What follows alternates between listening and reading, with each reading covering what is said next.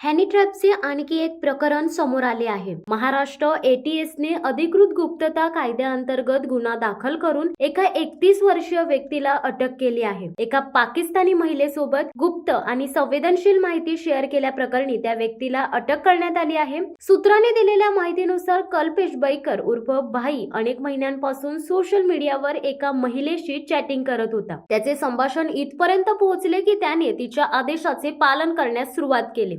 देशाच्या सुरक्षेच्या दृष्टीने संवेदनशील ठिकाणी काम करणाऱ्या कल्पेशने पैशाच्या बदल्यात त्याचा सोशल मीडिया मित्र आरोपी सोबत महत्त्वाची माहिती शेअर केल्याचा आरोप आहे। एटीएसने कल्पेश आणि त्याच्या संपर्क यादीतील इतरांविरुद्ध अधिकृत गुप्तता कायद्याअंतर्गत गुन्हा दाखल करण्यात आला असून याची कसून चौकशी सुरू असल्याची माहिती महाराष्ट्र दहशतवाद विरोधी पथक प्रमुख सदानंद दाते यांनी दिली। नोव्हेंबर 2021 ते मे 2023 दरम्यान तो फेसबुक आणि व्हॉट्सअप या सोशल मीडिया प्लॅटफॉर्मद्वारे एजंटच्या संपर्कात आला। मीडिया रिपोर्टनुसार आरोपी आणि महिला अनेक महिन्यांपासून संपर्कात होते। माहितीच्या बदल्यात त्याला पैसेही मिळाल्याचे अधिकाऱ्यांनी सांगितले। निवेदनात म्हटले आहे की आरोपीची दहशतवाद विरोधी पथकाकडून चौकशी करण्यात आली। तपासादरम्यान असे आढळून आले की संशयिताची नोव्हेंबर 2021 ते मे 2023 दरम्यान फेसबुक आणि व्हॉट्सअपद्वारे पाकिस्तानीत इंटेलिजन्स ऑपरेटिव्हशी ओळख झाली होती। संशयिताने पीआय सोबत फेसबुक आणि व्हॉट्सअप अकाउंटवर चॅटिंग केले होते।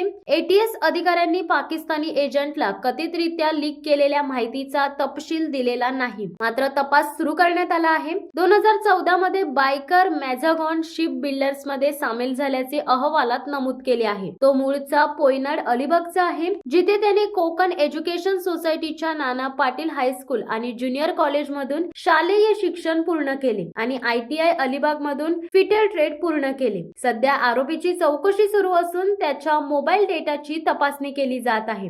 शिवसत्ता टाइम्ससाठी अमोल कुमार जैन, अलिबाग। दे धडक बेधडक वृत्त देणाऱ्या आपल्या शिवसत्ता टाइम्स न्यूज चॅनलला लाल बटन दाबून सबस्क्राईब करा आणि बेल आयकॉनला क्लिक करायला विसरू नका।